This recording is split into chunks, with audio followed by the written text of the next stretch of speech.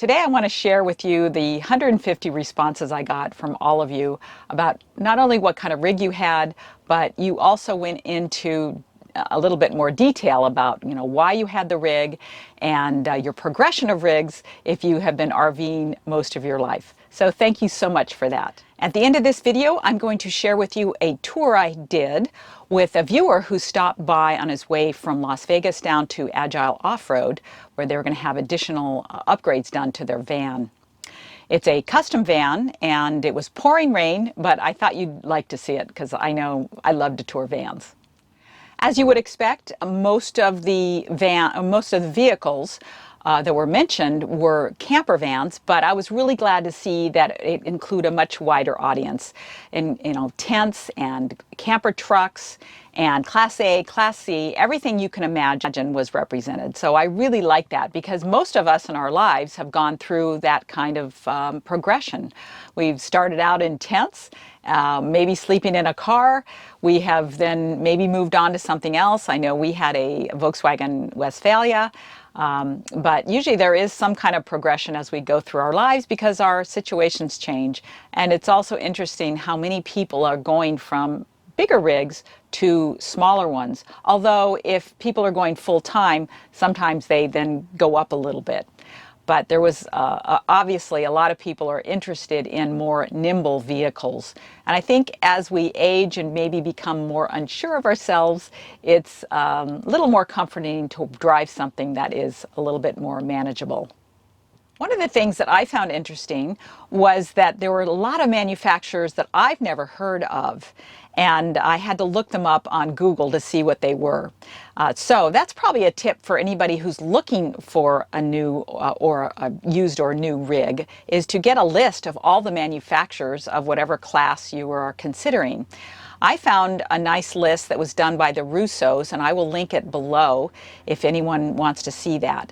Because we didn't learn about Pleasureway until the very end of our search. When I saw Neil's channel, when it was just a fledgling channel, he did a tour of his own 2017 Pleasureway Ascent, and that's how I learned about Pleasureway, and that's what led to this purchase. So if you don't know about a manufacturer, you just don't know what you might be missing. So check out their list if you are in the market. And speaking of people in the market, on the list of the 150 or so comments that I got, there were about 10 people who were currently shopping or looking for a rig. There were 4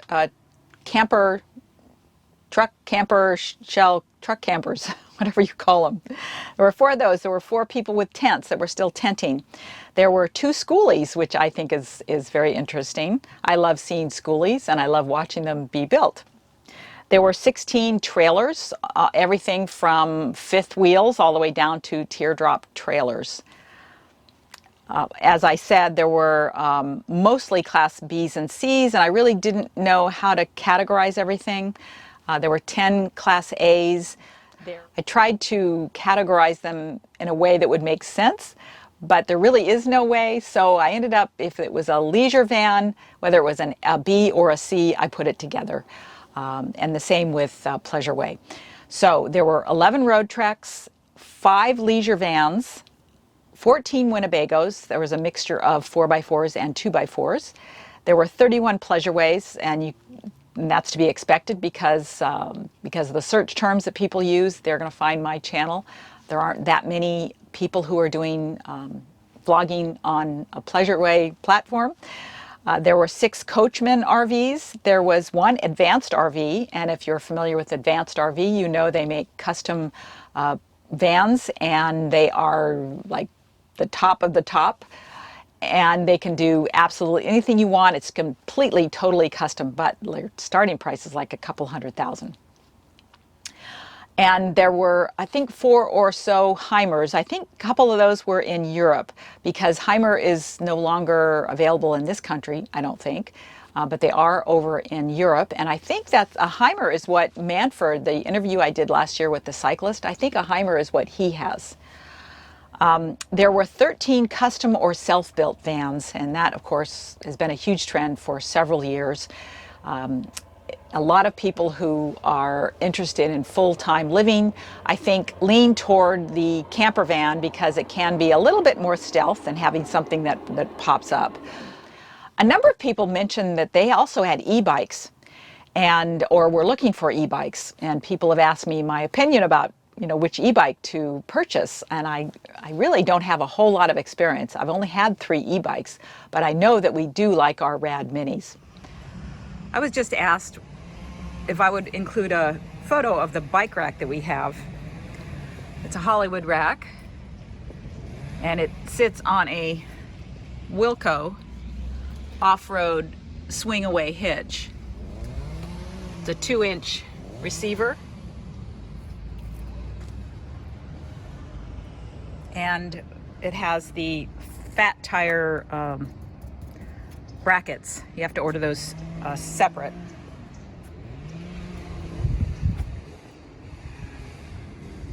There were some terms that were used that I was not familiar with, and I had to Google. One of those is canned ham. I mean, it's pretty obvious when you say canned ham that they owned vintage trailers that they had completely rebuilt. I think the trailer that Lucy and Desi were in that movie that they did, I think that would be considered a canned ham. There were several companies that were mentioned that I had never heard of. One was Panoramic RV in Quebec. So if you're looking for a Class B, you might check them out. And another one was, I have it over here, it's Mars 5. I'd never heard that before. So it's something you could look up as well. At least one person mentioned their whole fleet of RVs, and including boats and ATVs and trailers and Class A's, whatever. Some people have living that philosophy of you win when you die with the most toys. Sounds like my brother. A viewer from New Zealand made me laugh. He said he has a 25-foot Sprinter 519. I don't know exactly what that is, but he says he loves it and he can drive the whole country in 48 hours. And this viewer made me laugh because he says he has a Chevy passenger van with seats removed, an army cot, cooler, stove, and buckets. He's seeing the USA in his Chevrolet. And that's really how my brother did most of his touring around the desert. Was in a blue, we call it the sin bin, and it had this really hideous blue shag carpet that was glued to the walls. It was a really ugly van, but he had a blast. And so I encourage everyone to get out, and whatever they have, doesn't matter what they have, get out and find your adventure. There is a guy that we have been binge watching on YouTube. His name is Chris Shantz, and he travels in full-time in a Rubicon with a pop-up tent. And a friend of John sent us the link a few weeks back, and we've just been binge watching. I will put a link to the video that I got hooked on. It was one a couple weeks ago when he was traveling in Canada, and it was cold and snowy, and he ended up on his side. But from that point on, I was kind of hooked, and we've been watching ever since. John now says he wants to trade in both of our cars and get a Rubicon. Another viewer that made me laugh was Gary Nichols, who said that he's full-timing in a Class A, and his dream was a ProMaster 3500, but he met a girl and she would only travel in a Class A, so he got the Class A, and now the girl's nowhere to be seen. So that's just be forewarned. Heather O'Gorman said she just missed us when we were out at Indian Cove Campground near Havasu. And I'm sorry we missed each other too. But she did recommend a bakery called Boo's Organic Oven. So if you are out in the Havasu area, check that out. I will definitely check it out next time because I love bread. I also want to give a shout out to another couple named Kathy and Gord. They have they travel in a Mercedes Sprinter that was self-built, but they have a blog spot that goes back to 2008 with just tons of information about campgrounds all over the place. So you might want to check that out. I'll put the link below so you can see all the information they have, because it might be someplace you're going and you got, a bunch of really good information there. This traveler, Rondalyn134, has she's on the fifth travel trailer, and her fifth travel trailer is a 6 by 8 foot Runaway Range Runner. I'd not heard of that brand before. It's made by a family-owned company down in Ocala, Florida, and she says this one is a keeper. So I think that's interesting, that how small people go, and that seems to be maybe their happy spot. So I think that's enough of me going over the comments. If you'd like to read them all, because I think they're all great, and I love learning about who my viewers are and what you're doing and all of that. And now, as promised, is the tour of Corrine and Sean's camper van from Campo. It was a custom van from Campo. So check that out. It was pouring rain. It was short, but I thought it would be interesting for you. Yeah. Yes. And these folks are off to Agile to get a air compressor and a horn. And a horn. We need the horn. Yeah. Wow. So this is who built this? This is built by Campo Vans in Santa Barbara. And they worked with us for the design. So Corrine and I, when we wanted a van, we didn't want all the ones with all the walls up and that, because we wanted... It feels so open in here. Right. So we wanted one that had the four-wheel drive and could go out to the outback, but we also want to be able to live in the van for longer periods of time. So we have a French lounge. So this very seat nice. is seat belts. So it has seat belts just like a regular seat. So we can take 2 passengers with full shoulder seat belts. There's a table that actually goes on this bar, so we have a front lounge. Both of these seats turn around, so that we got a front lounge and we can sit sort of 4 people. Like you, we have the storage up there, and then typical storage here, and then this is all electronic management system is all here. Do you have solar? So we have 400 watts of solar, 400 amps of lithium batteries, 3,000 watt inverter. 3,000 watt Yeah, inverter. we power our own, like you'll notice there's no cook facilities. Right. So we use an induction one that we can put sort of anywhere. It's kind of stored away there. And, sink, hot and cold running water. We have the Espar Rixon hydronic system on board, so we can have hot water whenever we want. We have a full shower. Oh my gosh! That's in here, and then the shower track's up here. The shower goes right around the track and is in here. That is awesome. So it's a full size shower, hot and cold water, and then we have toilet facilities. Wow. So is it a composting toilet? It's a composting toilet by Airhead. Yes, I've heard of them. It's much smaller than the ones I've seen. This is the marine version.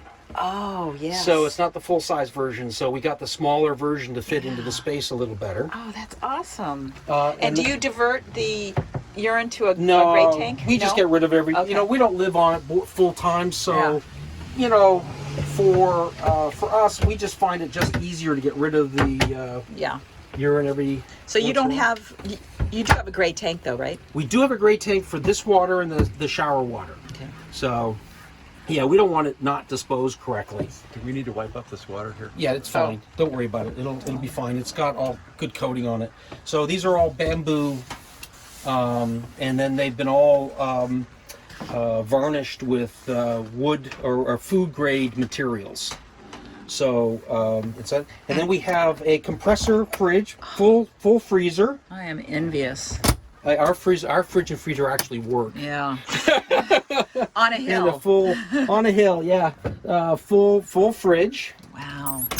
The only thing we don't like is aluminum marks the plastic. We hate that. Yeah. So we have hanging locker here, and there. And a fixed bed. A fixed bed. We don't like. Yeah, we didn't like the idea of having to put up and down, up and down. How do you climb up and down? Oh, that's easy. They built us a step and a storage facility right here, so you can just step right up onto the bed right here. We got a fantastic fan in the front, and then we have a hatch like a boat would have a hatch in the back, so we can crack the hatch and then we get this great airflow going through the boats or through the truck. So You guys are really neat people. I don't see crap everywhere like in our van. well, we got it all shoved in the garage. So we have Yeah. a massive garage in the do. back for. You could put bikes in there. Yeah, so it can actually hold the bikes. It was originally, our original thought was we were going to actually put bikes in here, but we ended up deciding that what we prefer to do was actually put all the, we have all that camera Oh yeah, equipment that's and right. that The photographer. for the photography, yeah. Yeah. So We have the hitch off Yeah. the back. then we hitch and we have the swing away. Oh, you thing do? for- Okay, yeah. it's just yeah. So you're planning to start a YouTube channel? Yes, Have in you already January. have you already picked your name? Yes, what's it called? I don't The know. Travels of Red Rover. The Travels of Red Rover. Okay. Well, let me know when you launch, and I'll mention that. on Okay, the that'd be channel. fantastic. Yeah. Thank you so much. Yeah. It's been a great meeting you Yeah, folks. yeah, you too. I'm so glad you stopped by on this wet day. This wet day. So You got 2 umbrellas going. It is the holiday season, and everybody is super busy. I know. I thought I'd take a week off because I have waves of family coming into town over the next couple weeks. So I thought I'd take a week off. I haven't done that yet since I started this in earnest a year and a half ago. So I'm going to do that, and also it'll give me some time to get some projects done that I've been trying to get done before we head off to Florida to a rally it's put on by Our Village. And apparently the organizer is also the guy that started the Burning Man rallies that are held every summer. It's supposed to be tamer than that, and I hope so, and hopefully there's no dust involved. But it is in Florida in early February. We will be taking off in January, and hopefully catching some of the other things that are along the way, like the Quartzsite, all the meetup in Quartzsite and all that's going on there. So I'll be keeping you informed about our plans there and what we're doing and how we're packing, what we're taking, all of that sort of thing as time goes on. Well, the sun is now setting. I think I'll go outside and get some sunset shots and leave you here. So thanks for watching. I'll see you soon.